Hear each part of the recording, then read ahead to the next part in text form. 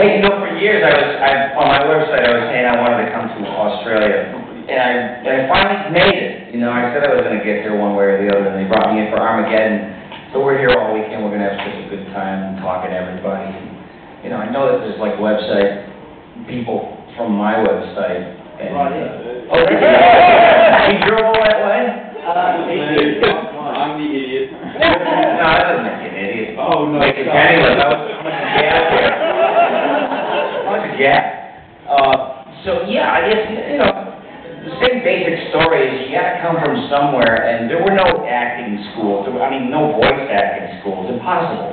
There were a few teachers, but they were mostly in Los Angeles, and I grew up in Detroit and Boston. So my world was always a sonic world. I grew up in the 50s in Detroit, and my whole world was radio. Not so much television. Listening to people's voices and the melody that each person had when they spoke. And it was a way to listen to cartoon characters that already existed, like Yogi Bear had his own music, you know. Yes, all music. And I was a musician, too. I played trumpet when I was 10, and then I played guitar. I picked up guitar in 1961, and I had my first band in 1966. Just sitting there going, man, that guy's old. That's okay, I can still fog up a few windshields. You know, just so quietly in my sleep, you know. But, you know, that's how it went for me. I wanted to be a musician. I wanted to be the best guitar player in the world. And I did draw a little bit. I tried art, but it wasn't a fast enough fix for me because I wasn't that good at it. But I could pick up a guitar and really start going, and that was what hooks you, is whatever is the fastest way to express what's going on up here through your mouth or through your hands or whatever, whether it's sports or acting. So the world was just sound to me, and I would listen to everybody's voices, you know, teachers and you know, your own friends. Somebody would have like some little mannerism, and it was also a way to keep the attention off yourself when you were like a bundle of insecurity and you didn't want anybody to notice you, you know, so you'd always be off on someone else. And I felt disenfranchised. I had one friend probably that, you know, you find the other town nut, and you hang with him. You know, he's a comic. Yeah, if you're a comic, if you say something that you talk to so many people, I'd say something to people, and they say, I never heard of that. I never heard of that. And it was like I began to think I dreamt of it in like a fever dream or something. You know, when I was sick, because no one's ever heard of it. And then you meet the one guy. Oh yeah. You know, it's like, brother.